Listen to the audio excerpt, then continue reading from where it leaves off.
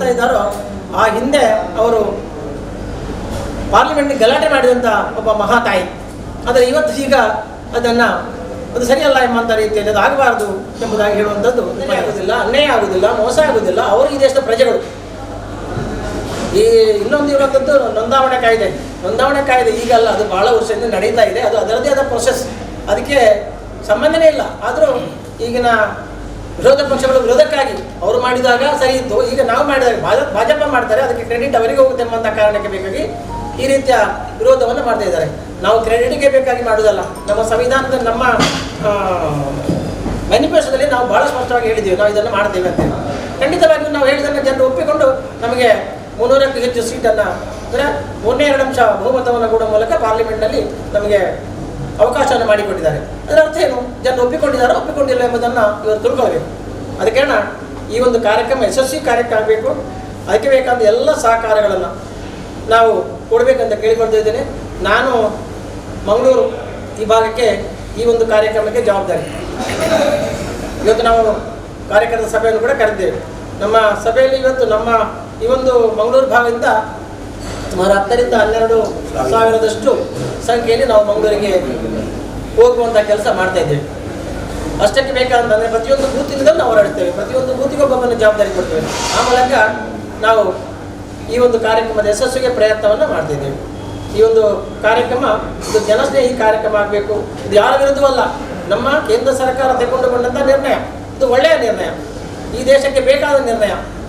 ಎಷ್ಟೋ ವರ್ಷಗಳಿಂದ ಕಷ್ಟಪಟ್ಟು ಅಲ್ಲಿಂದ ಹೊರದಬ್ಬಿ ಇಲ್ಲಿ ಅಂತೂ ಇಲ್ಲ ಇಂತೂ ಇಲ್ಲಂತ ಬಿದ್ದಂಥ ಜನರಿಗೆ ಒಂದು ರೀತಿಯ ನ್ಯಾಯವನ್ನು ಕೊಡುವಂಥ ಒಂದು ಒಳ್ಳೆಯ ಕಾಯ್ದೆಯನ್ನು ಕೇಂದ್ರ ಸರ್ಕಾರ ತಂದಿದೆ. ಅದಕ್ಕೆ ಪ್ರೋತ್ಸಾಹವನ್ನು ಕೊಡಬೇಕು, ಇನ್ನೂ ಅಂಥ ಕೆಲಸಗಳನ್ನು ಅವರಿಗೆ ಮಾಡಬೇಕೆಂಬ ಕಾರಣಕ್ಕೆ ಬೇಕಾಗಿ ನಾವು ಅಭಿನಂದನಾ ಸಭೆಯನ್ನು ನಾವು ಸಂಯೋಜನೆ ಮಾಡಿದ್ದೇವೆ. ನಮ್ಮ ಅಮಿತ್ ಶಾಜಿಯವರು ಬರಬೇಕಿತ್ತು, ಆದರೆ ಅವರು ಬೇರೆ ಬೇರೆ ಕಾರಣಗಳಿಂದಾಗಲಿ ಎಂಗೇಜ್ ಆದ ಕಾರಣ ನಮ್ಮ ರಕ್ಷಣಾ ಸಚಿವರನ್ನು ಇಲ್ಲಿಗೆ ಕಳಿಸುವಂಥ ಕೆಲಸ ಮಾಡಿದ್ದಾರೆ ಎಂದು ಹೇಳ್ಕೊಳ್ತಾ, ಇನ್ನೊಂದು ಪೊಲೀಸ್ ಇಲಾಖೆಗೆ ನಾನು ಅಭಿನಂದನೆ ಸಲ್ಲಿಸ್ತಾ ಇದ್ದೇನೆ. ಪೊಲೀಸ್ ಇಲಾಖೆ ಬಜಿಪಿಯಲ್ಲಿ ನಡೆದ ಘಟನೆಯ ತಕ್ಷಣ ಕಾರ್ಯಕ್ರಮ ತಗೊಂಡಿದೆ. ಅಷ್ಟು ಮಾತ್ರ ಅಲ್ಲ, ಯಾರು ಕಲ್ಪ್ರಿಟ್ ಅಂತ ಹುಡುಕೊಂಡು ಅವರನ್ನು ಅಪರಾಧಿಯನ್ನು ಇವತ್ತು ಫೈಂಡ್ ಔಟ್ ಮಾಡಲಿಕ್ಕೆ ಅಥವಾ ಬಂಧಿಸಲಿಕ್ಕೆ ಕಾರಣೀಕರಿಸಿದಂಥ ನಮ್ಮ ಪೊಲೀಸ್ ಇಲಾಖೆ ಬಹಳ ಒಳ್ಳೆಯ ಕೆಲಸವನ್ನು ಮಾಡಿದೆ. ನಾನು ಅದು ಇದು ಅಂತ ಹೇಳುವುದಿಲ್ಲ, ಯಾವನೇ ಆಗಲಿ ನಮ್ಮ ಏರೋಡ್ರಮ್ ಅಥವಾ ರೈಲ್ವೆ ಸ್ಟೇಷನ್ ಅಥವಾ ಎಲ್ಲೇ ಒಂದು ಭಾಗದಲ್ಲಿ ಆದರೆ ಒಂದು ವರ್ಗದ ಜನರು ಮಾತ್ರ ಸಾಯುವುದಲ್ಲ, ಸರಿ ತಾನೆ? ಎಲ್ಲ ಜನರು, ಎಲ್ಲ ವರ್ಗದ ಜನರು, ಎಲ್ಲ ಧರ್ಮೀಯರು ಸಾಯ್ತಾರೆ. ಆದ ಕಾರಣ ನಾವು ಹೇಳ್ತಾ ಇದ್ದೇವೆ, ಇದರಲ್ಲಿ ಕಾಂಗ್ರೆಸ್ನವರಿಗೂ ದಳದವರಿಗೂ ಅಥವಾ ವಿಶೇಷವಾಗಿ ನಮ್ಮ ಮಾಜಿ ಮುಖ್ಯಮಂತ್ರಿಯಾದಂಥ ಕುಮಾರಸ್ವಾಮಿ ಅವರಿಗೆ ಸ್ವಲ್ಪ ರಿವರ್ಸ್ ಹೊಡೆದು ಅಂತ ಕಾಣ್ತದೆ. ನನಗೆ ಸರಿ ಇರ್ತಿದ್ರೆ ಆ ರೀತಿಯಾಗಿ ಮಾತಾಡ್ತಿರ್ಲಿಲ್ಲ. ಒಂದು ವರ್ಗ ಅಂತ ಹೇಳಿದ್ದಾರೆ, ವರ್ಗ ಅಂತ ಯಾರು ಹೇಳಿಲ್ಲ. ಯಾರು ತಪ್ಪಿಸಿದ್ದಾರೆ ಅವರ ಮೇಲೆ ಕ್ರಮ ತೆಗೆದುಕೊಳ್ಬೇಕು, ಅವರನ್ನು ಬಂಧನ ಮಾಡಬೇಕಂತ ಹೇಳಿದ ಹೊರತು ಯಾವುದೇ ಒಂದು ವರ್ಗದವರಿಗೆ ನಿನ್ನ ನಾನು ನೋಡಿದೆ, ಟಿವಿಯಲ್ಲಿ ಬರ್ತಾ ಇತ್ತು, ಹಿಂದೂಗಳ ಮತ್ತು ಮುಸ್ಲಿಮರನ್ನು ಬೇರೆ ಮಾಡಲಿಕ್ಕೆ ನೋಡ್ತಾರೆ. ಯಾರು ಹೇಳಿದ್ದಾರೆ ಮುಸ್ಲಿಂ ಅಂತ ಹೇಳಿ? ನಾವು ಹೇಳಿಲ್ಲ. ಇಲ್ಲ, ನಾವು ಹೇಳಿದ್ದೀವ? ನಾವೇನು ಹೇಳಿಲ್ಲ. ಆದರೆ ಕುಮಾರಸ್ವಾಮಿಯವರಿಗೆ ಗೊತ್ತಾಯ್ತದ್ದು. ಆದರೆ ಕುಮಾರಸ್ವಾಮಿಗೆ ಇದರ ಬಗ್ಗೆ ಏನೋ ಸೂಚನೆ ಇದೆ.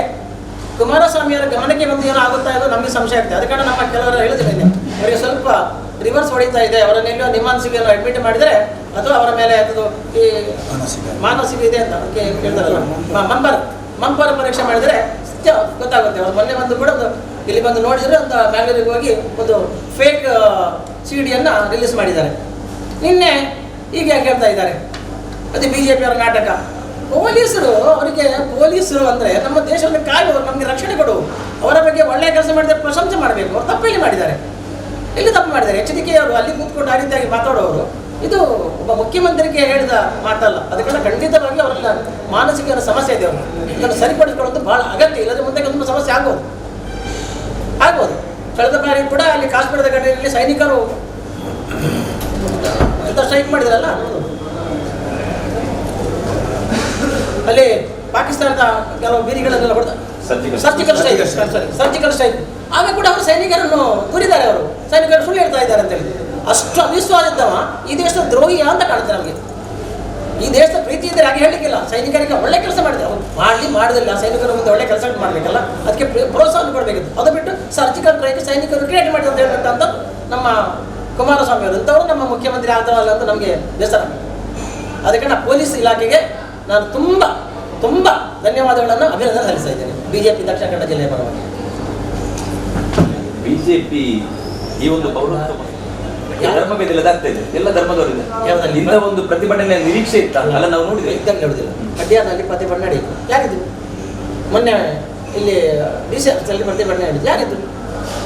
ಹಿಂದೂ ಮುಖಂಡರು, ಬೇರೆ ಬೇರೆ ಧರ್ಮದ ಮುಖಂಡರು ಭಾಷಣ ಮಾಡಿದಾಗ ಎಲ್ಲರೂ ಮುಖಂಡರಲ್ಲ, ಸಾರ್ವಜನಿಕರು ಎಷ್ಟು ಜನ ಇದ್ರು? ಪ್ರಶ್ನೆ ಮುಖಂಡರು ಬಿಡಿ, ಮುಖಂಡರ ಪ್ರೇರಣೆಯಿಂದ ಆಗುವಂತ ಇದು ಎಲ್ಲಿದೆ? ನಾನು ಅದನ್ನೇ ಕೇಳಿದೆ ಪ್ರಾರಂಭದಲ್ಲಿ, ಎಲ್ಲಿದೆ ಮುಸ್ಲಿಮರ ಈ ದೇಶದ ಹೊರದಂತದ್ದು ಎಲ್ಲಿದೆ? ಯಾವ ಕಾನೂನಿದೆ? ಅವ್ರು ಸ್ವಲ್ಪ ಬುದ್ಧಿವಂತರು. ನಿಮ್ಮ ಈ ಐವಾನ್ ಡಿಸೋಜ ಕಾದರೆಲ್ಲ ವಕೀಲರುಗಳು, ಅವ್ರು ವಕೀಲರುಗಳು, ಅವ್ರು ಸ್ವಲ್ಪ ಅದನ್ನ ಅಮೆಂಡ್ಮೆಂಟ್ ಓದಿ ನೋಡಿ, ಸಿ ಇದೆ ಅಲ್ಲ, ಅದನ್ನು ಸ್ವಲ್ಪ ಓದಿ ನೋಡಲಿ. ಅವರು ಓದಿ ನೋಡಿ ಇದ್ರೆ ಮಾತಾಡಲಿ. ಅವರು ಅದು ಬಿಟ್ಟು ಖುಷಿ ಬಂದಾಗಿ ಮಾತಾಡಿದರೆ ಅವರನ್ನು ಬುದ್ಧಿಜೀವಿಗಳಂತ ಹೇಳೋದಿಲ್ಲ. ಅವರು ಏನೋ ತಿಳಿದಂಥ ಸಾಮಾನ್ಯ ಜನರು ನೋಡಿ. ಇನ್ನೊಂದು ನಾನು ಗಮನಕ್ಕೆ ತರ್ತೇನೆ, ಡೆಲ್ಲಿ ಇಮಾಮ ಹೇಳ್ತಾರೆ, ಬೇರೆ ಇಸ್ಲಾಂ ಧರ್ಮದ ದೊಡ್ಡ ಗುರುಗಳು ಹೇಳ್ತಾರೆ CAಯಲ್ಲಿ ಯಾವುದೇ ಸಮಸ್ಯೆ ಇಲ್ಲ, CA ಅದಕ್ಕೂ ಸಂಬಂಧ ಇಲ್ಲ, ಭಾರತೀಯರಿಗೆ ಇದಕ್ಕೆ ಏನು ಲಗಾವಿಲ್ಲ. ಯಾರು ದೇಶದ್ರೋಹಿಗಳಾಗಿ ಕೆಲಸ ಮಾಡ್ತಾ ಇದ್ದಾರೆ, ಯಾರು ನಮ್ಮ ಸಂವಿಧಾನವನ್ನು ಒಪ್ಪಿಕೊಳ್ಳುವುದಿಲ್ಲ ಎಂಬವರಿಗೆ ಮಾತ್ರ ಇದು ಅನ್ವಯಿಸ್ತದೆ. ಅವರು ಅಕ್ರಮವಾಗಿ ಬಂದಿದ್ದಾರೆ, ಅವರ ಪಾಸ್ಪೋರ್ಟ್ ಇಲ್ಲ, ಹಲವಾರು ವರ್ಷಗಳಿಂದ ಇಲ್ಲೇ ಬಿಟ್ಟಿದ್ದಾರೆ, ಎಲ್ಲಿ ಅಂತ ಗೊತ್ತಿಲ್ಲ, ಅದನ್ನು ಫೈಂಡ್ ಔಟ್ ಮಾಡಲಿಕ್ಕೆ ಇದು ವ್ಯವಸ್ಥೆಗಳು ಅಂತ ಹೇಳಿದ್ದಾರೆ. ಎರಡನೇದು, 11 ವರ್ಷ ಈ ದೇಶದಲ್ಲಿ ಯಾರು ವಾಸ ಮಾಡ್ತಾ ಇದ್ದಾರೆ ಅವರು ಅರ್ಜಿ ಹಾಕಿದರೆ ಮುಸ್ಲಿಮರಿಗೆ ಕೊಡುವುದಿಲ್ಲ ಅಂತ ಹೇಳಿಲ್ಲ ಬರುವಂತ. ಮುಸ್ಲಿಮರಿಗೆ ಕೊಡ್ತಾರೆ, ಎಲ್ಲಿ ಹೇಳಿಲ್ಲ. ಆದರೆ ಅದನ್ನು ಯಾರು ಹೇಳುವುದಿಲ್ಲ. ಅದು ಹಿಂದಿನ ಪ್ರೊಸೀಜರ್ ಬಂದದ್ದು. ಈಗ ಮಾಡಿದೆ ಏನು ಗೊತ್ತಾ? 5 ವರ್ಷಗಳಿಂದ, ಅಂದರೆ ಕಳೆದ 5 ವರ್ಷದಿಂದ ಹಿಂದೆ ಯಾರು ಭಾರತದಲ್ಲಿ, ಅಂದರೆ ಹಿಂದಿಂದ ಇಲ್ಲಿವರೆಗೆ ಯಾರು ಈ 5-6 ವರ್ಗದವರು ಬಂದಿದ್ದಾರೆ ಅವರಿಗೆ ಅಲ್ಲಿ ನಿರಾಶ್ರಿತರಾಗಿದ್ದಾರೆ. ಅವರು ಅಲ್ಪಸಂಖ್ಯಾತರಾಗಿದ್ದಾರೆ. ಅವರಿಗೆ ಕೂತ್ಕೊಳ್ಳಿಕ್ಕೆ ಜಾಗ ಇಲ್ಲ 3 ರಾಜ್ಯಗಳಲ್ಲಿ, ರಾಷ್ಟ್ರಗಳಲ್ಲಿ. ಅವ್ರು ನಿಲ್ಲಕ್ಕೆ ಬಿಡೋದಿಲ್ಲ, ಅವರಿಗೆ ಮಾನ ಇಲ್ಲ, ಮರ್ಯಾದೆ ಇಲ್ಲ. ದಿವಸದ ಪೇಪರ್ ಬರ್ತಾ ಇದೆ, ಅಲ್ಲಿಯ ಅತ್ಯಾಚಾರ ಆಗ್ತಾ ಇದೆ, ಆ ಸಣ್ಣ ಹುಡುಗಿಯನ್ನ ಕಿಡ್ನಾಪ್ ಮಾಡ್ತಾ ಇದ್ದಾರೆ ನೋಡಿ. ಮತ್ತೆ ಎಲ್ಲಿ ಹೋಗೋದು ಗೊತ್ತಿಲ್ಲ. ನಿನ್ನ ಮನೆ ಕೂಡ ನಾನು ಪೇಪರ್ ನೋಡಿದೆ ಈ ರೀತಿಯಾಗಿ ಆಗಿದೆ ಅಂತೇಳಿ. ಅಂಥವರಿಗೆ ರಕ್ಷಣೆ ಕೊಡಲಿಕ್ಕಿರುವಂಥ ಕಾನೂನು ಹೊರತು ಯಾವುದೇ ವರ್ಗದವರಿಗೆ ಈ ದೇಶದ ಹೊರಗೆ ಆಗುವಂಥ ಪ್ರಶ್ನೆ ಇಲ್ಲ, ಈ ಕಾನೂನಿಗೆ ಅವಕಾಶವೂ ಇಲ್ಲ. ಈ ಥರ ಗೊಂದಲದ ಒಂದು ವಾತಾವರಣ ಮೂಡಲಿಕ್ಕೆ ಬಿಜೆಪಿ ಆರಂಭಿಕ ಹಂತದಿಂದಲೇ ಜಾಗೃತಿ ಮೂಡಿಸುವಲ್ಲಿ, ಜನರಿಗೆ ಮಾಹಿತಿ ಕೊಡುವಲ್ಲಿ ಸ್ವಲ್ಪ ಎಡವಿತ್ತು, ಸ್ವಲ್ಪ ವಿಳಂಬ ಮಾಡಿತ್ತು, ನಿರ್ಲಕ್ಷ್ಯ ತಾಳಿತ್ತು. ಅಲ್ಲ, ಎಷ್ಟು ಸಾಧ್ಯ ಅಲ್ಲ ನೋಡಿ, ಎಷ್ಟು ಸಾಧ್ಯ ಉಂಟು ಅಷ್ಟನ್ನ ಪ್ರಾರಂಭದಲ್ಲೇ ಮಾಡಿದೆ. ಎರಡನೇದು ರಾಷ್ಟ್ರ ನಾಯಕರಲ್ಲೇ ಗೊಂದಲದ ಹೇಳಿಕೆ ಇದೆ. ಹೇಳ್ತಾರೆ ಮೋದಿ ಒಂದು 2 ಸ್ಟೇಟ್ಮೆಂಟ್ ಬರ್ತಾ ಇಲ್ಲ. ಶಾ ಹೇಳಿದ್ದ, ಮೋದಿ ಅವರು ಹೇಳಿದ್ದ, ಅಥವಾ ನಮ್ಮ ಹಿರಿಯ ನಾಯಕರು ಯಾರೂ ಇದರ ಬಗ್ಗೆ ಗೊಂದಲ ಸ್ಟೇಟ್ಮೆಂಟ್ ಬಿಡಲ್ಲ, ಬಹಳ ಪರ್ಫೆಕ್ಟ್ ಆಗಿಬಿಟ್ಟಿದ್ದಾರೆ. ಅದರೊಟ್ಟಿಗೆ ನಮ್ಮ ಕೆಳಮಟ್ಟದ ಕಾರ್ಯಕರ್ತರು ಕೂಡ ನನಗೆ ಅರ್ಥ ಮಾಡಿಕೊಂಡಿದ್ದೆ, ತಿಳ್ಕೊಂಡಿದ್ದೆ. ಅವನು ಹೇಳಲಿಕ್ಕೆ ಶುರು ಮಾಡಿದ್ದಾನೆ. ಅದಕ್ಕೆ ನಾನು ಸಾರ್ವಜನಿಕರನ್ನು ಕೇಳಿ ಬಾಕಿದವರಲ್ಲಿ ಎಲ್ಲಿ ಮಾಡಿ ನಮಗೆ ಅಂತ ಕಾಣೋದಿಲ್ಲ ಅಂತ ಹೇಳಿದೆ. ನಾನು ನಿನ್ನೆ ನಮ್ಮಲ್ಲಿ ಬಂದಿದ್ರು ಮುಸ್ಲಿಂ, ಅವ್ರು ಬಂದು ನಾನು ಹೇಳಿದೆ, ಸರ್ ಈ ರೆಕಾರ್ಡ್ ಯಾವ್ದು ಸರ್ ಅದು ಪ್ರೂವ್ ಮಾಡ್ತಾರೆ? ಯಾವ್ದು ಎಂತದಕ್ಕೆ ರೆಕಾರ್ಡ್ ಏರಿಕೆ ನೀರು ರೆಕಾರ್ಡ್ ಅದು ಸರ್ ಮತ್ತೆ ಮನಪೇರು ಮನಪನೆ ಏರಿದ ಮನೆ ಜನರಲ್ಲಿ ಎಂತ ಬಲಿಲ್ಲ ಅಂತ ಹೇಳಿದೆ. ಅದು ಪೊಕಡೆನ ಸರ್ ಹೀಗೆ ಗೊತ್ತು ಜೊತೆ ಮನಪನೆ ಊರುಂದು ಯಾರು ತಪ್ಪರಿಸಿ ಅವರಿಗೆ ನೋಡಿ ಒಂದು ನಿಮಗೆಲ್ಲ ಕಾನೂನದ ವ್ಯವಸ್ಥೆ ನೆಟ್ಟು ಅಲ್ಲ ಉಂಟಾ ಐಟಿಜಿ ಓಕೆ ಇದಕ್ಕೆ ಲಗವಪ್ಪಣೆ ಇದಕ್ಕೆ ಪ್ರಶ್ನೆನೇ ಇಜ್ಜಿ ಎಂಕಲ ಲೆಕ್ಕ ಬರೋದು ಎಂಕ ಲೆಕ್ಕ ಕೊಡೋದು ತುಂಬಿ ಬರೋದುಂಟು. ನಮ್ಮ ದೇಶದ ಒಟ್ಟು ಜನಸಂಖ್ಯೆ ತೆಪ್ಪನ ಇತ್ಯರ್ಥ ಪ್ರತಿ ವರ್ಷ ತೆಗೀತದೆ. 5 ವರ್ಷಕ್ಕರೋ 7 ವರ್ಷಕ್ಕರೋ ಕಂಟಿನ್ಯೂ ಮಾಡೋಂಥ ರೊಟ್ಟಿ ಅದನ್ನು ಇಡಬೇಡ, ಅದು ಮಾಹಿತಿ ಕೊಡಬೇಡ ಅಂತ ಹೇಳಿ ಕೆಲವು ರಿಟೈರ್ಡ್ ಆಫೀಸರ್ಸ್ ಹೇಳ್ತಾರೆ. ಆದರೆ ಅವ ಎಂತ AS ಮಾರ್ರೆ ಅವನೇ ಮಾಡಿದ ಅವನ ಅಧಿಕಾರ ಅದಕ್ಕೆ. ಆಗ ಈಗ ಅವ ಇಲ್ಲ ಅಂತ ಹೇಳಿದ್ರೆ ಇದು ಸ್ಥಿತಿ. ಈ ವಿಶ್ವಾಸದ ಕೊರತೆ ಇದ್ರಾಗ್ಲಿಕ್ಕೆ ಏನು ಕಾರಣ ಇರ್ಬೋದು? ವಿಶ್ವಾಸ ಕೊರತೆ ಅದು ಅವ್ರನ್ನೇ ಕೇಳಬೇಕು ಪ್ರಶ್ನೆ, ನನಗೆಲ್ಲ. ನಿಮ್ಗೆ ಯಾಕೆ ವಿಶ್ವಾಸ ಇಲ್ಲ ದೇಶದಲ್ಲಿ ಅಂತೇಳಿ? ಯಾಕೆಂದರೆ ಅವರಲ್ಲಿ ನಾನೇ ಬುದ್ಧಿಜೀವಿ, ನನಗಿಂತ ದೊಡ್ಡವರು ಯಾರಿಲ್ಲ ಅಂತ ಹೇಳ್ತಾರೆ. ಎರಡನೇದು, ಈ ಕಾಂಗ್ರೆಸ್ನವರು ಏನೋ ಆಮಿಷ ಕೊಡ್ತಾರೆ ಅಂತ ಕಾಣ್ತಾರೆ ನನಗೆ. ಕಾಂಗ್ರೆಸ್ನವರು ಭಾಳ ತಳೆದವರು ಮುಖ್ಯಮಂತ್ರಿಯವರಾಗಿ ಹೇಳೋಂತ ಇದ್ರೆ ಬಾಕಿದವರು ಏನು ತಿಳ್ಕೊಳ್ತಾರೆ? ಇದಷ್ಟು ಹಾಗೆ ಮುಖ್ಯಮಂತ್ರಿಗಳು 2 ಸಲ ಆಗಿದ್ದಾರೆ ಮುಖ್ಯಮಂತ್ರಿ. ಅಂಥವರೇ ಈ ರೀತಿಯ ಮಾತುಗಳಾಡ್ತಾ ಇದ್ದಾರೆ. ಬಾಕಿದವರ ಗತಿ ಅಂತದಿಲ್ಲ. ಬುದ್ಧಿಮತಿ ಯಾರು ತಿಳ್ಕೊಳ್ಳೋರು ಏನು ತಿಳ್ಕೊಳ್ತಾರೆ? ಮುಖ್ಯಮಂತ್ರಿಗಳು ಮಾಜಿ ಅವ್ರು ಹೇಳಿ ತಪ್ಪಿದೆಯಾ? ಸಾಮಾನ್ಯ ಜನರು, ಅದು ಲಿಟ್ರಸಿ ಅವರು ಇದ್ದಾರಲ್ಲ, ಅದೆಲ್ಲ ಮರ್ಯಾದಲ್ಲಿ ನೀವು ಇರಬೇಕಂತ ಹೇಳ್ತಾ ಇದ್ದಾರೆ. ಆದರೆ ಇವರು ಇಂಥವರಿಗೆ ಹೇಳಿದಾಗ ಸಿದ್ದರಾಮಯ್ಯ ಆದರೆ ಈಗ ಸುಮ್ಮನೆ ಮಾಡಿದ್ದಾರೆ ಅವರು. ಕಾದರ್ ಅವರು ಮೊನ್ನೆ ಕಾದರ್ನವರು ಸ್ಟೇಟ್ಮೆಂಟ್ ಕೊಡ್ತಾರೆ, ಸುದ್ದಿಗೋಷ್ಠಿ ಕರೆದರು ನೆನ್ಕೊಂಡ ನಿಮಗೆ ಅದೇ ಹೇಳಿದ್ದಾರೆ ಅವರು. ಇಲ್ಲಿ ಗೊಂದಲ ಇದೆ, ಆ ಗೊಂದಲವನ್ನು ಸರಿಪಡಿಸ್ಕೊಳ್ಬೇಕು, ಅದು ಸರಿ ಅಂತ ಹೇಳಬೇಕು. ಯಾರು ಗೃಹ ಮಂತ್ರಿ ಮತ್ತು ಮುಖ್ಯಮಂತ್ರಿ ಹೇಳಬೇಕಂತ ಯಾರು ಮಾಡಿದ್ದು? ಯಾರು ಭಾಷಣ ಮಾಡಿದ್ದು? ಇದರ ಗೊಂದಲ ನಿರ್ಮಾಣ ಮಾಡಿ ಯಾರು ಭಾಷಣ ಮಾಡಿದ್ದು? ಯೂಟಕ್ಕಾದ ಬೆಂಕಿ ಕೊಡ್ತಿದ್ದೆ, ಬೆಂಕಿ ಬೀಳ್ತದೆ ಅಂತ ಯಾರು ಹೇಳಿದ್ದು? ಯೂಟಕ್ಕಾದ್ರೆ ಹೇಳ್ತಾರೆ. ಅದಕ್ಕೆ ಜನರಲ್ಲಿ ನಮ್ಮ MLA ಹೇಳಿದ್ದಾರೆ. ಮತ್ತೆ ಪರಿಣಾಮ ಏನಾಯಿತು? ಪಾಪ 2 ಜೀವ ಬಲಿದುಕೊಂಡಲ್ಲ, ಯಾರ ಕಾರಣ? ತುಟಿಕಾದರು. ಈಗ ಜ್ಞಾನೋದಯ ಆಯ್ತಾ? ನಾನು ಒಂದು ಸ್ಟೇಟ್ಮೆಂಟ್ ಕೊಟ್ಟಿದ್ದೆ. ಈಗ ಜ್ಞಾನೋದಯ ಆಯ್ತಾ ಅವರಿಗೆ? ಗೊಂದಲ ಇದೆ.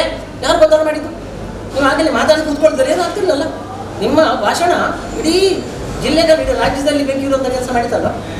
ನೀವು ಹಾಗಾದ್ರೆ ಈಗ ಜನ ಪ್ರತಿಯೊಂದು ಸಭೆಯಲ್ಲಿ ಜನ ಕೇಳುವುದು CCTV ಫುಟೇಜ್ ಅನ್ನ, ಅದನ್ನ ಕೊಡ್ಲಿಕ್ಕೆ ಸಾಧ್ಯತೆ ಇದೆಯಾ? ಯಾವುದು CCTV ಫುಟೇಜ್ ಅನ್ನೇ ಕೇಳ್ತಾ ಇರೋದು. ಪ್ರತಿಯೊಂದು ಸಭೆಯಲ್ಲಿ ಪ್ರತಿಯೊಬ್ಬರು ಲೀಡರ್ಸ್ ಅಲ್ಲಿ ಕೇಳುದು ಅದನ್ನ ತೋರಿಸಿ ಸಾಬೀತುಪಡಿಸಿ ಅಂತೇಳಿ. ಅದಕ್ಕೆ ನೀವು ಪಕ್ಷದಿಂದ ನೀವೇನು? ಇಲ್ಲಲ್ಲ. ಎರಡನೇದು, ಜಗತ್ತಿನ ಎಲ್ಲ ರಾಷ್ಟ್ರಗಳಲ್ಲೂ ಕೂಡ ಪ್ರತಿಯೊಂದು ವರ್ಷವೂ ಲೆಕ್ಕ ತೆಗೆದ ವ್ಯವಸ್ಥೆಗಳಿದೆ. ಎಷ್ಟು ಇದ್ದಾರೆ, ಎಷ್ಟು ಜನಸಂಖ್ಯೆ ಇದೆ, ಎಷ್ಟು ಗಣಸಿದ್ದಾರೆ, ಎಷ್ಟು ಹೆಂಗಸಿದ್ದಾರೆ, ಅವ್ರದ್ದು ಏನು ಕೆಲಸಗಳು, ಅವ್ರು ಎಲ್ಲಿದ್ದಾರೆ, ಇದೆಲ್ಲ ತೆಗೆದುಕೊಳ್ಳೋದು ಇಡೀ ಜಗತ್ತಲ್ಲಿ ಆಗೋದು ಪ್ರಕ್ರಿಯೆ ಮಾರೆ. ಭಾರತದಲ್ಲಿ ಇಲ್ಲ ಅಂತ ಹೇಳಿದ್ರೆ ಇದು ಸ್ಥಿತಿ. ಅಷ್ಟು ಗೊತ್ತಿಲ್ಲದವ ಆಡೋರು ನಮ್ಮನ್ನು ಇಷ್ಟು ವರ್ಷ ಆಡಳಿತ ಮಾಡಿದಲ್ವ ನಮಗೆ, ಅವರೇ ಲೆಕ್ಕ ತೆಗೆದದ್ದು, ಅವರೇ ಅಧಿಕಾರಿಗಳು, ಅವ್ರದ್ದೇ ಅಂತ ಹಾಗೆಲ್ಲ ಮಾಡಿದವರು ಈಗ ಈ ಪ್ರಶ್ನೆ ಕೇಳ್ತಾ ಅಂತಾರೆ. ಇದಕ್ಕಿಂತ ಹಾಸ್ಯಾಸ್ಪದ ಇಲ್ಲ ಈ ಪ್ರಶ್ನೆ. ಅದನ್ನ ಅವ್ರು ನಮಗೆ ಮಾಡಬೇಕು. ಯಾಕೆ ಹಾಗೆ ಆಗಿಲ್ಲ? ಈಗ ಯಾಕೆ ಆಗಿಲ್ಲ?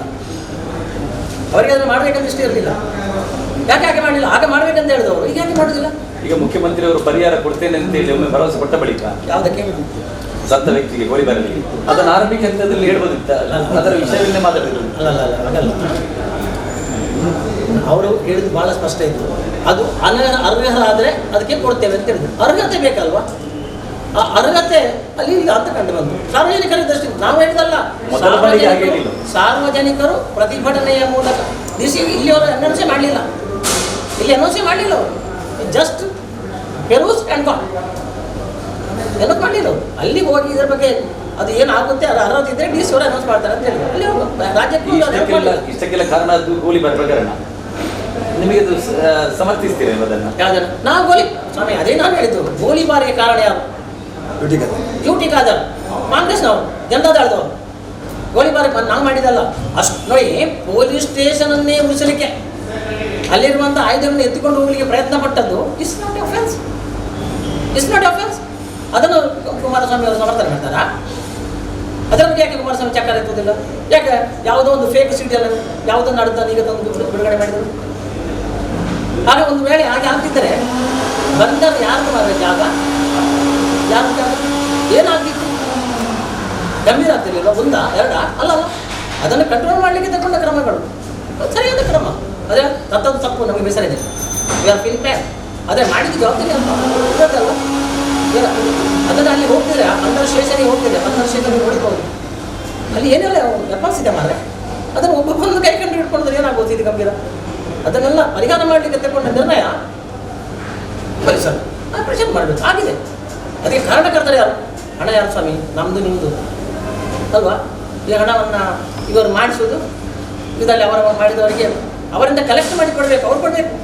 ಅವರಿಂದ ನಾನು ಹೇಳಿದ್ದೆ ನಮ್ಮ ಪ್ರಮುಖರ ಹತ್ರ, ಹಣ ಕೊಡಿ. ಆದರೆ ಯಾರು ಇದಕ್ಕೆ ಜವಾಬ್ದಾರಿ? ಯಾರ ಸಭೆ ಸಂಯೋಜಿಸಿದ್ದಾರೆ? ನಮ್ಮ ಹೈಕೋರ್ಟ್ ರೂಲಿಂಗ್ ಕೊಟ್ಟಿದೆ. ನಿಮ್ಗೆ ನೆನಪಿರ್ಬೋದು, ನಿಮ್ಮ ಟೈಮಲ್ಲಿ ಬಂದೆ ರೂಲಿಂಗ್ ಕೊಡೋದಕ್ಕೆ ಒತ್ತು ಕೊಟ್ಟಿದೆ. ಯಾರು ಸಂಘಟನೆ ಮಾಡಿದ್ದಾರೆ, ಅದರಲ್ಲಿ ಯಾರು ಜೀವಹಾನಿ ಮಾಡಿದ್ದಾರೆ, ಯಾರು ಪ್ರಾಪರ್ಟಿ ಹಾಳು ಮಾಡಿದ್ದಾರೆ, ಅವರೇ ಕಟ್ಟಬೇಕಂತ ಹೇಳಿದೆ. ಎಸ್ ಕಟ್ಟದಪ್ಪಿ ಒಳ್ಳೆ ಒಂದು ಸಂಗ್ರಹ ಮಾಡಿಕೊಳ್ಳಿ. ನಮ್ದು ಏನು ಲಕ್ಷ ಕಾನೂನು, ನಾವು ಕಾನೂನಿನ ಬೆಲೆ ಕೊಡ್ತೇವೆ. ಈಗ ಬಾಂಬ್ ಇಟ್ಟ ನಂತರ ಅಲ್ಲಿ ರಕ್ಷಣೆಗೆ ಆದ್ಯತೆ ಕೊಡ್ತಾರೆ ಸರ್ಕಾರ. ಖಂಡಿತ. ಈ ಹಿಂದೂ ಮ್ಯಾಗೆ ವರದಿ ಮಾಡಿತ್ತು, ಅಲ್ಲಿ ಯಾರು ಬೇಕಾದ್ರೂ ಹೋಗ್ಬೋದು ಅಂತ ಹೇಳಿ ಮಾಧ್ಯಮಗಳಲ್ಲಿ ವರದಿ ಕೊಟ್ಟಿತ್ತು. ಬಸ್ಬೇಕು ಸರಿ, ಈಗ ಖಂಡಿತ ರಕ್ಷಣೆ ಕೊಡ್ತೇವೆ. ಖಂಡಿತ ರಕ್ಷಣೆ. ಅದಕ್ಕೆ ಅದರದ್ದೇ ಆದಂಥ ಒಂದು ವೇಳೆ ಇದು ಉಮ್ರಾ ಸಂದರ್ಭದಲ್ಲಿ ಆದ್ರೆ ತುಂಬಾ ಕಷ್ಟ ಇತ್ತು. ಒಬ್ಬರ ಪರವಾಗಿ 25 ಮಂದಿ ಹೋಗ್ತಾರೆ, 10,000 ಜನ ಸೇರುವಂತ ಸ್ಥಿತಿ ಇತ್ತು ಅಲ್ಲಿ. ಒಂದು ವೇಳೆ ಈಗ ಬಾಂಬ್ ಹಾಕ್ಲಿಕ್ಕೆ ನಿಜವಾಗಿ ಪ್ಲಾನ್ ಮಾಡಿದ್ರೆ ಟೈಮಲ್ಲಿ ಇಟ್ಟು ಹೋಗ್ತಿರ್ಲಿಲ್ಲ, ಅವನಿಗೆ ಸಿಗಿಸ್ಬೋದಿತ್ತು. ಇದರಲ್ಲಿ ಏನಂತ ಕಾಣ್ತದೆ? ನೀವು ಎಚ್ಚರಿಕೆ ಅವರು ಹೇಳಿ ಸರಿ ಅಂತ ಹೇಳ್ತೀರಾ? ಇಲ್ಲ, ಅವರನ್ನು ಸಮರ್ಥಿಸೋದಲ್ಲ, ರಕ್ಷಣೆಗೆ ನೋಡಿ. ಅಲ್ಲಿ ಏರೋಡ್ರಾಮಿನ ರಕ್ಷಣೆಗೆ ಅಂತೇಳಿ ಒಂದು ವರ್ಗ ಇದೆ, ಒಂದು ಪ್ರೋಟೋನ್ ಇದೆ ಅಲ್ಲಿ. CSF ನ ತರಬೇತಿ ಪಡೆದ ಸಿಬ್ಬಂದಿಯಲ್ಲಿ ಇಲ್ಲ. CSF ತುಂಬಾ ಜನ ಇದ್ದಾರೆ. ಈ 3 ತರಬೇತಿಗೆ ಹೋಗಿದ್ದಾರೆ, ಇನ್ನೂ ಸಹ ಇಲ್ಲ. ಬರ್ಬೋದು. ಈಗ ಅದಕ್ಕೆ ವ್ಯವಸ್ಥೆ ಮಾಡ್ತಾ ಇದ್ದಾರೆ. ಈ ಪೊಲೀಸರು ಇದ್ದಾರೆ, ಈ ಮೂಲಕ ರಕ್ಷಣೆ ಕೊಡ್ತಾರೆ. ಆದರೆ ಆ ಸಮಯದಲ್ಲಿ ಯಾರು ನಿರೀಕ್ಷೆ ಮಾಡಿದ ಸಮಯ ಮಾರ ಅದು, ಯಾರು ನಿರೀಕ್ಷೆ ಮಾಡಿದ ಸಮಯ ಅದು. ಅಲ್ಲಿ ಬಂದು ಅವನಷ್ಟು ಹೋಗಿ ಅವನ ಅಷ್ಟು ಇದಕ್ಕೆ ಹೋಗುವಂತಾದ್ರೆ ಅವನ ನಾವು ನೋಡಿದ್ರೆ ಬುಟ್ಟಿಗೆ ನಿಮ್ಮದಲ್ಲಿ ಎಲ್ಲದಲ್ಲಿ ಬಂದಿದೆ. ಹೇಗೆ ಹೋಗಿದ್ದಾರೆ ನೋಡಿ ಆಲೋಚನೆ ಮಾಡಿ. ಅವನ ಕಾರಣ ಬೇರೆ ಇರ್ಬೋದು, ಅವನಿಗೆ ಅವನ ಕಾರಣಗಳು ತುಂಬ ಬೇರೆ ಇರ್ಬೋದು, ಒಂದೇ ಕಾರಣ ಅಲ್ಲ. ಅವನ ವೈಯಕ್ತಿಕ ಅಥವಾ ಇಲಾಖೆ ಅದರಲ್ಲಿ ಅವನಿಗೆ ಕೋಪ ಅದೆಲ್ಲ ಇರ್ಬೋದು. ಆದರೆ ಅವ್ನು ಮಾಡಿದ್ದು ಮಹಾಪರಾಧ, ಏನೇ ಆಗಲಿ ಅವ್ನು ನಾಳೆ ಅದರಲ್ಲಿ ಮರೆ ಅಲ್ಲಿ ನಾವು ಅದನ್ನು ಯಾರು ಹೇಳಿಲ್ಲ ಮುಸ್ಲಿಂ ಅಂತ ಖಂಡಿತ ಹೇಳಿಲ್ಲ. ಯಾರಾಗಿದ್ದೇವೆ ನಾವು ನಿನ್ನೆ ಪ್ರಶ್ನೆ ಹೇಳಿದ್ದೀವಿ, ಯಾರು ಮಾಡಿದ್ದಾರೆ ಅವ್ರ ಮೇಲೆ ಎಷ್ಟು ದೊಡ್ಡ ಜನ ಇರಲಿ, ಎಷ್ಟು ದೊಡ್ಡ ಜನ ಆಗಲಿ, ಅವನಿಂದ ಇರಲಿ, ಆದರೆ ಅವ್ನು ಬಿಡಬಾರ್ದು ಅಂತ ಹೇಳಿದ್ರು. ಈಗಲೂ ಅದಕ್ಕೆ ನಾವು ಕರ್ತವ್ಯ ಏನಾಗಬೇಕು ಕಾನೂನು ಪ್ರಕಾರ ಆಗಲೇಬೇಕು. ಪ್ರಹ್ಲಾದ್ ಜೋಶಿ ಅವರು ಹೇಳಿದ್ದಾರೆ ಸರ್, ಏನಂತ NRC ಅದರ ಬಗ್ಗೆ ವಿರೋಧ ವ್ಯಕ್ತಪಡಿಸುವವರು ಅಂತ. ಇವಾಗ ಕೂಡ ಆಗಿರ್ಬೋದು ಅದಕ್ಕೆ, ಅದರ ಪರವಾಗಿ ಇರುವವರು ಇದರಲ್ಲಿ ನಮ್ಮಲ್ಲಿ ಇದ್ದಾರೆ. HDKನೇ ಹೇಳ್ತಾ ಇದ್ದಾರಲ್ಲ, ಮತ್ತೆ ಬಾಕಿದವರು ಯಾಕೆ? ಅವರ ಇರುವವರು ಇವನು ಕೂಡ ಆಗಿರ್ಬೋದು. ಜನತಾದಳದ ಮೋಹನ್ ನಾಯಕನೇ ಹೇಳ್ತಾ ಇದ್ದಾರೆ. ಅದಕ್ಕೆ ದೊಡ್ಡ ಹೆಚ್ಚು ಬೇಕಾ? ದೇಶದ್ರೋಹಿಗಳ ಇವರು, ದೇಶದ್ರೋಹಿಗಳಲ್ಲ ಹಾಗೆ ಹೇಳುದು. ಮುಖ್ಯಮಂತ್ರಿ ಅವರು ಬೇಸರ ಸಂಘಟನೆ ಅದಕ್ಕೆ ಹಾಗೆ ರಾಜ್ಯ ಸರ್ಕಾರ ಜವಾಬ್ದಾರಿ ಅಲ್ಲ, ಯಾವ ಇದಕ್ಕೆ ಜವಾಬ್ದಾರಿ. ಬಟ್ ಆದಂಥ ಇನ್ಸಿಡೆಂಟ್ ನೋವು ತರುವಂಥದ್ದು ಎಲ್ಲರ ಸಮಾಜಕ್ಕೆ, ಎಲ್ಲ ಈ ಸಮಾಜಕ್ಕೆ, ನಾನು ಅದು ಇದು ಅಂತ ಹೇಳಿ ಎಲ್ಲ ಧರ್ಮದವರಿಗೆ, ಎಲ್ಲ ಸಮಾಜಕ್ಕೆ, ನಮ್ಮ ಈ ದೇಶದ ಜನಗಳಿಗೆ ಮಾಡಿದ ಅನ್ಯಾಯ. ಇಷ್ಟು ಟೇಕನ್ ಕಾಸ್ಟ್ ಆ್ಯಂಡ್ ಪ್ರಾಫಿಟ್ ಅವನನ್ನು ಪನಿಷ್ಮೆಂಟ್ ಮಾಡಲೇಬೇಕು. ಏನೇ ಆಗಲಿ, ನಾವು ಹುಚ್ಚ ಅಲ್ಲ, ಕಿಚ್ಚ ಏನು ಮಂಡ್ಯದ ಸರಿ ಆಗ್ತಾವ. ಜೈಲಾದರೂ ನಾನು ತಿಳ್ಕೊಂಡಾಗ ಜೈಲಿಂದ ಬಂದಂತೆ ಮಾರೆ 6 ತಿಂಗಳ ಹಿಂದೆ ಅವ್ರು ಶಿಕ್ಷೆ ಆಗಿದಂತೆ. ಅವ್ನು ಮಾಡಿದ ಅದೇ ಕೆಲಸ ಮೊದಲು ಕೂಡ ಹುಸಿ ಬಾಂಬ್ ಫೋನ್ ಮಾಡಿದಂತೆ. Is N engineer. ಇದು ಸ್ಥಿತಿ. ಅದಕ್ಕೆ ಇಂಥದಕ್ಕೆಲ್ಲ ಸರ್ಕಾರ ಆಸ್ಪತ್ರೆ ಕೊಡಬಾರ್ದು. ಏನೇ ಸರ್ಕಾರ ನಾಮದಲ್ಲಿ ಬರೋದಿರಲಿ, ಆಸ್ಪತ್ರೆ ಕೊಡಬಾರ್ದು ಅಂತ ಮೇಲೆ ಕಠಿಣ ಕ್ರಮ ತಗೊಳ್ಳಿ.